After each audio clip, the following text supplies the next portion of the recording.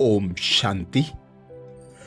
मनुष्य के आहार का उसके विचारों पर गहरा प्रभाव पड़ता है। इसलिए कहा जाता है, जैसा अन्न वैसा मन। राजयोगी के लिए भोजन का अकथनीय महत्व है। राजयोगी अध्यात्म की ऊंचाई को छूने की चेष्टा करता रहता है, तो उसका भोजन भी वैसा हो जो लक्ष्य की ऊंचाई तक ले जाने में उसका सहयोगी बने। चिरातीत में अर्थात प्राचीन समय में भारत में जहां भोजन बनता है, वो उस स्थान को चौका कहने की प्रथा है। यहां चौके का गहन अर्थ यह है कि उस विशेष स्थान में बनने वाले भोज्य पदार्थ में 4 विशेषताएं होनी चाहिए।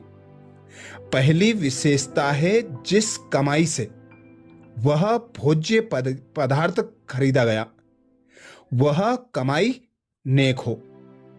दूसरी विशेषता, जो भोज्य सामग्री खरीदी गई वह सात्विक हो, उसमें किसी भी प्रकार की अशुद्धि जैसे बाल कंकड़ कीड़ा आदि ना हो।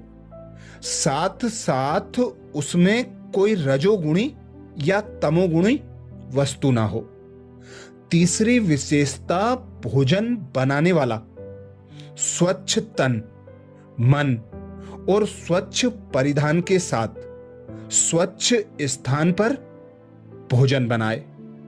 परमात्मा की याद में रहकर भोजन बनाए और परमात्मा को अर्पित करके अर्थात भोग लगाकर सभी को स्वीकार कराए।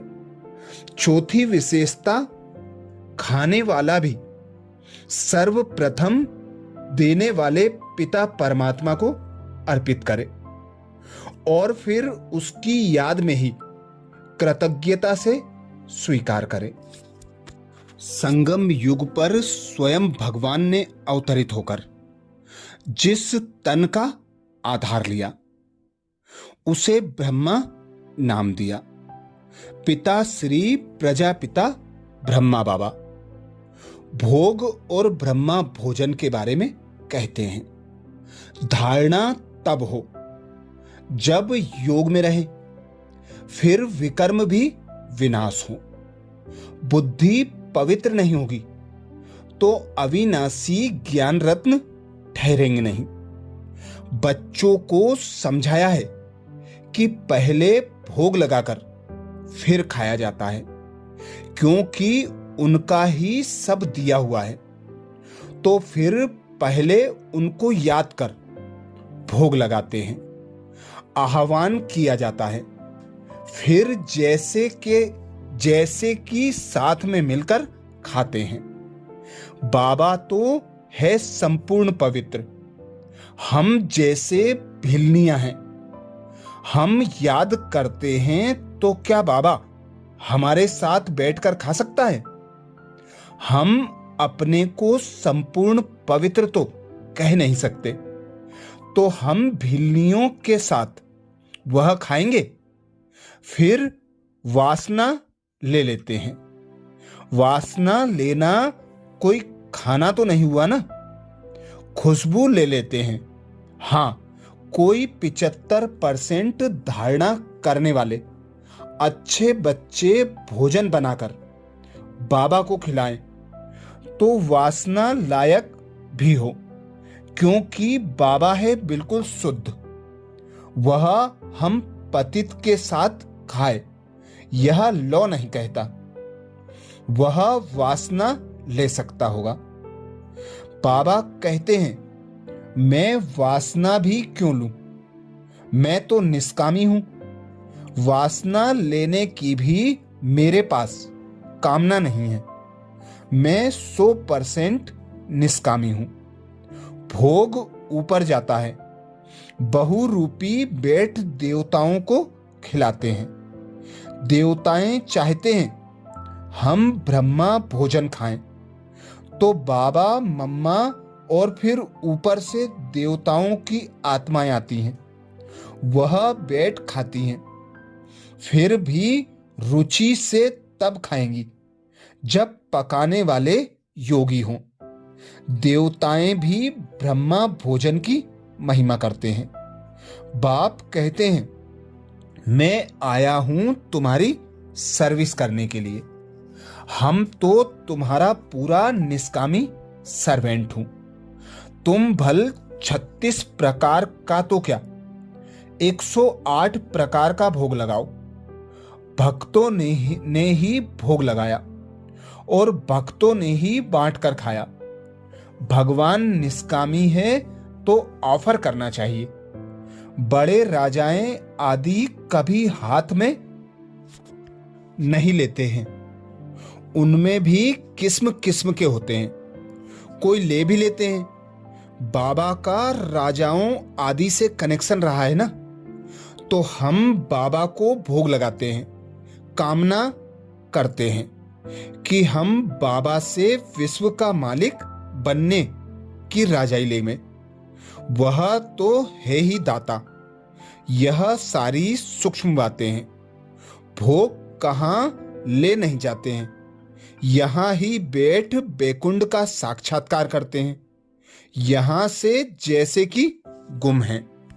मातेश्वरी जगदम्बा सरस्वती कहती हैं, ईश्वरीय ज्ञान में 2 मुख्य बातें बुद्धि में रखनी है। एक तो इसमें विकारी कलयुगी संगदोष से दूर होना है, और दूसरी बात कि मलेच्छ खान पान आदि की परहेज रखनी है। यह परहेज रखने से ही जीवन सफल बन सकता है। दादी गुलजार जी कहती हैं, ब्रह्मा बाप के भंडारे से खाते हो, इसलिए सदा ब्रह्मा भोजन खाते हो। कोई प्रवृत्ति वाले अपने कमाई से नहीं खाते। सेंटर वाले सेंटर के भंडारी से नहीं खाते हैं, लेकिन ब्रह्मा बाप के भंडारे से, शिव बाबा की भंडारी से खाते हैं। ना मेरी प्रवृत्ति है, ना मेरा सेंटर है। प्रवृत्ति में हो तो भी ट्रस्टी हो, बाप की श्रीमत प्रमाण निमित्त बने हुए हो, और सेंटर्स पर ही तो दादी कहती, और सेंटर्स पर हो तो भी बाप के सेंटर हैं, ना कि मेरे। इसलिए सदा शिव बाप की भंडारी है, ब्रह्मा बाप का भंडारा है। इस स्मृति से भंडारी भी भरपूर रहेगी तो भंडारा भी भरपूर रहेगा। मेरापन लाया तो भंडारा व भंडारी में बरकत नहीं होगी।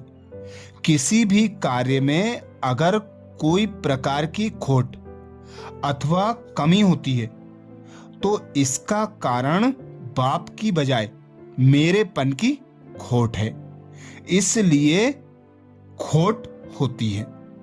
खोट शब्द कमी को भी कहा जाता है, और खोट शब्द अशुद्धि मिक्स को भी कहा जाता है।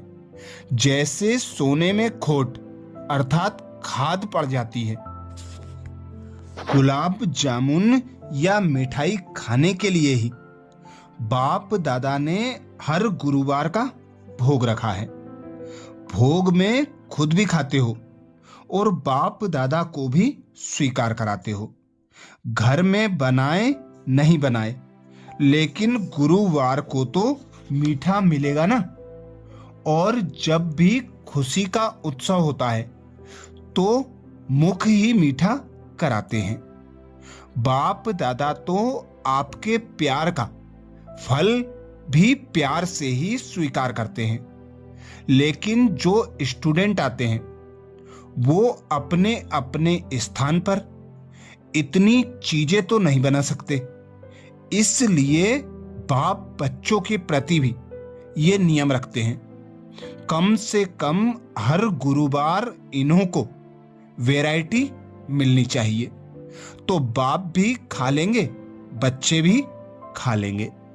अच्छा, ये थे विशेष बाप दादा के महावाक्य। ओम शांति।